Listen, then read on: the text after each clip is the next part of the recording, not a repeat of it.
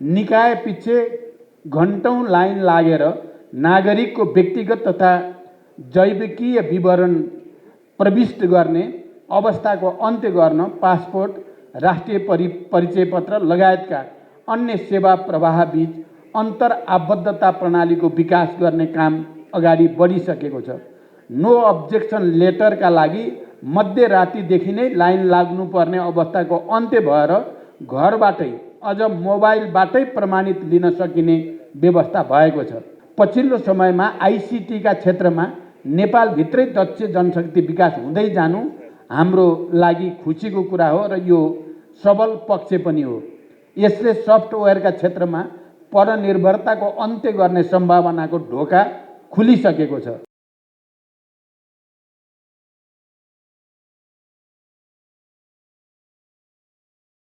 सातै प्रदेशको डिजिटल संवाद कार्यक्रम सम्पन्न गरी राजधानीमा यस 2 दिने कन्क्लेभ आयोजना गर्नुभएकोमा आयोजक आइसिटी फाउन्डेसन नेपाललाई हार्दिक बधाई तथा कार्यक्रमको पूर्ण सफलताको निम्ति हार्दिक शुभकामना व्यक्त गर्न चाहन्छु। उपस्थित महानुभावहरू, इतिहासको कुनै पनि कालखण्ड ढुङ्गाको हतियारको आविष्कार र फलाम बाष्प इन्जिनदेखि अहिले नानो प्रविधि हुँदै आर्टिफिसियल इन्टेलिजेन्ससम्मको आविष्कारले मानव समाजको विकासमा खेलेको भूमिकालाई अध्ययन गर्दा सामाजिक र राजनीतिक परिवर्तनका लागि प्रविधिको प्रयोग मुख्य रहने तथ्य पुष्टि भएको छ।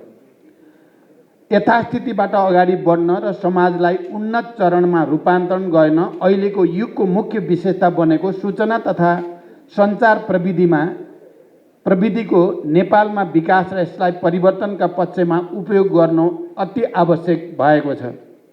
सूचना र सञ्चारका क्षेत्रमा भएको अभूतपूर्व विकासले वर्तमान समाजका सबै पक्षलाई प्रभावित गरिरहेको छ।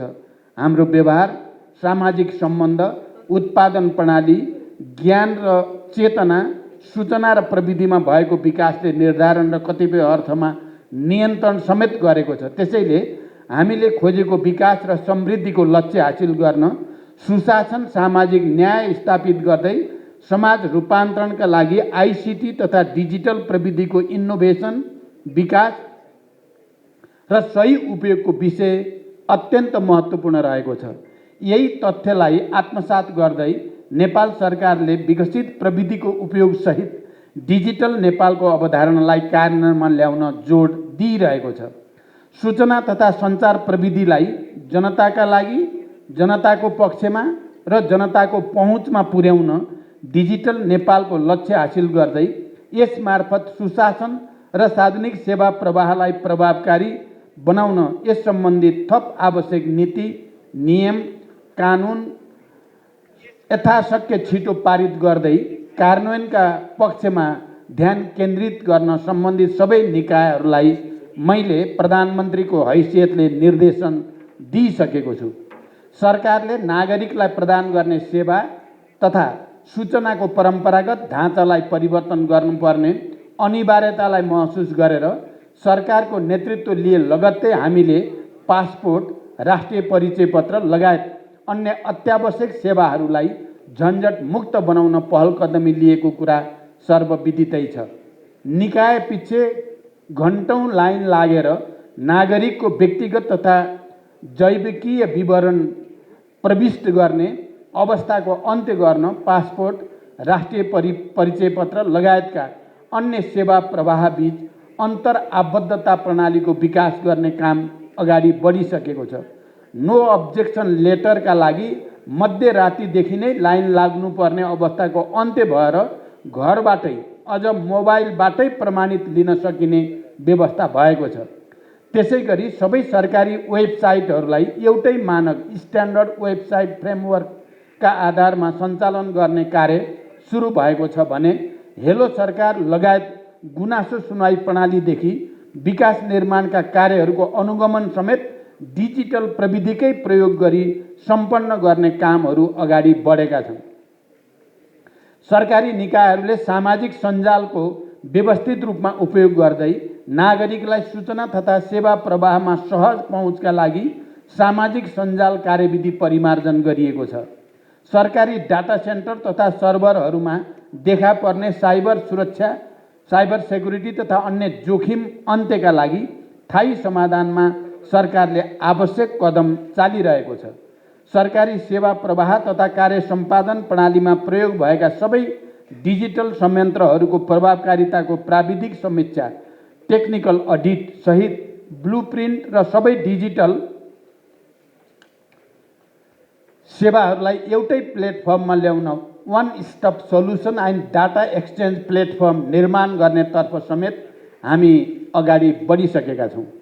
सरकारकी काम कारबाहीहरू म्यानुअल पद्धतिबाट हुने अवस्थाको अन्त्य नगर्दासम्म हामीले खोजेको सुशासनमुखी नेपालको विकास गर्न सम्भव छैन। सरकार र जनता बीचको सम्बन्धलाई अझै विकसित गर्न तथा सरकारी काम कारबाहीलाई पारदर्शी तथा सबैको पहुँचमा पुर्याउँदै डिजिटल गभर्नेन्सको प्रत्याभूति सहित भ्रष्टाचार मुक्त समाजको विकासमा हाम्रा प्रयासहरू केन्द्रित छन्। पारदर्शिता, जवाबदेहितासँगै सुशासनका लागि पनि डिजिटल प्रविधि र यसको प्रयोग महत्त्वपूर्ण छ।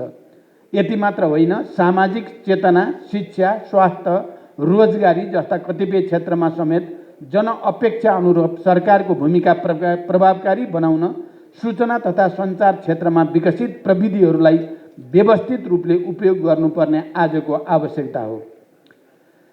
सरकारले छोटो समयमा नै कतिपय उपलब्धि हासिल गरे पनि यी प्रयासहरू पर्याप्त बिल्कुल छैनन्।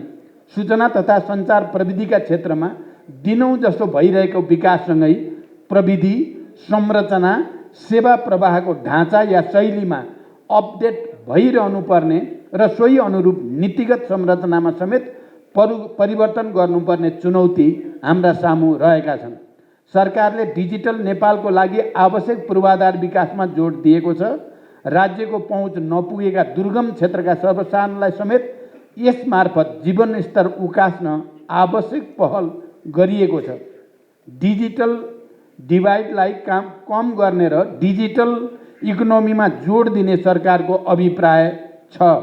तर पनि नेपालको भौगोलिक अवस्था, स्रोत साधनको कमी, दक्ष जनशक्तिको कमी तथा कतिपय नीतिगत कठिनाइले सोचे अनुरूप विकास हुन नसकेको यथार्थमा सरकारको ध्यान छ। हाम्रो अपेक्षा र सोच आर्टिफिसियल इन्टेलिजेन्स जस्तै द्रुत भए पनि स्रोत साधन संरचना कार्यशैली भने त्यस अनुरूप छैनन्। यसतर्फ विशेष ध्यान दिन राष्ट्रलाई डिजिटल क्षमतातर्फ विकास गर्न जरुरी छ। पछिल्लो समयमा आइसिटीका क्षेत्रमा नेपालभित्रै दक्ष जनशक्ति विकास हुँदै जानु हाम्रो लागि खुसीको कुरा हो र यो सबल पक्ष पनि हो। यसले सफ्टवेयरका क्षेत्रमा परनिर्भरताको अन्त्य गर्ने सम्भावनाको ढोका खुलिसकेको छ। तर स्वदेशमा समुचित रोजगारी तथा अवसरको वातावरण नहुँदा आइसिटी क्षेत्रको जनशक्ति पलायन भइरहेको गम्भीर तथ्यतिर पनि सरकार सचेत छ। यो अवस्थाको गम्भीरता महसुस गरेर नै सरकारले बजेट मार्फत 20% महँगो भए पनि स्वदेशी प्रविधि प्रयोग गर्ने नीतिगत व्यवस्था र आविष्कार, स्टार्टअप र इनोभेसनका क्षेत्रमा कुल विकास बजेटको 1% विनियोजन पनि यसै उद्देश्यको निम्ति गरिएको छ। म यो कार्यक्रम मार्फत युवा तथा यस क्षेत्रका आइटी विज्ञहरूलाई आग्रह गर्न चाहन्छु, स्वदेशमै इनोभेसन, हार्डवेयर र नेपालको मौलिकता, विशेषता र आवश्यकता अनुरूपका सफ्टवेयर र अन्य प्रविधिहरूको विकासमा तपाईहरूले ध्यान केन्द्रित गर्नुहोस्। सरकारको तर्फबाट तपाईहरूलाई पूर्ण सहयोग रहनेछ। त्यसैले शिक्षा, स्वास्थ्य, रोजगारी, व्यवसाय, परामर्श लगायतका कैयन क्षेत्रमा नेपाली आवश्यकता अनुरूप प्रयोग तथा प्रविधिको विकासका लागि यहाँहरू अगाडि बढ्नुहोस्। नेपाल सरकार तपाईहरूको साथमा रहने म विश्वास दिलाउन चाहन्छु। उपस्थित महानुभावहरू, आत्मनिर्भर अर्थतन्त्रको निर्माण गर्दै सामाजिक न्याय र सुशासन सहित समृद्धि हासिल गर्न सरकारले लिएको लक्ष्यमा सूचना तथा सञ्चार प्रविधिको उच्च महत्त्व बोध गर्दै सूचना तथा सञ्चार प्रविधि सम्बन्धी आवश्यक आइटी बिल साइबर सुरक्षा नीति, स्टार्टअप नीति, ई गभर्नेन्स, ई कमर्स ऐन लगायतका आवश्यक कानुन एवं नीति जति सक्दो छिटो पारित गरेर कार्यान्वयनमा ल्याउने प्रक्रियालाई शीघ्रतापूर्वक सम्पन्न गर्न सरकार लागिरहेको छ। डिजिटल नेपाल फ्रेमवर्कलाई परिमार्जन गरेर अझ उत्कृष्ट र समय सापेक्ष बनाउँदै डिजिटल नेपालको मार्गचित्रलाई सार्थक बनाउन सरकारको पहल रहनेछ। यो कार्यक्रम पनि नीतिगत सुधारको लागि महत्त्वपूर्ण प्लेटफर्म हुनेछ भन्ने मेरो विश्वास छ। यस वर्ष डिजिटल रूपान्तरणको लागि डिजिटल सक्षमताको विषयमा सम्मेलन केन्द्रित हुनु हाम्रो लागि महत्त्वपूर्ण विषय हो। हामीले डिजिटल सक्षमताको विकास गर्नका लागि गर्नुपर्ने पहलकदमीहरू यस कार्यक्रम मार्फत सुझावको रूपमा प्राप्त गर्न सकिने मैले विश्वास लिएको छु। डिजिटल सक्षमताको कुरा गर्दा सेवा प्रवाह गर्ने पक्षलाई मात्र नभएर सेवाग्राही आम जनताको डिजिटल सक्षमता, डिजिटल पहुँच, सबैको स्वामित्व र त्यसका लागि डिजिटल साक्षरताको विषयमा समेत यहाँहरूले गम्भीरतापूर्वक छलफल गर्नुहुनेछ भन्ने मैले अपेक्षा लिएको छु। अन्त्यमा कार्यक्रमका आयोजक संस्था आइसिटी फाउन्डेसन नेपाल वावेलाई पनि धन्यवाद दिँदै यो 2 दिनको कार्यक्रमको पूर्ण सफलताको शुभकामना व्यक्त गर्दछु। धन्यवाद।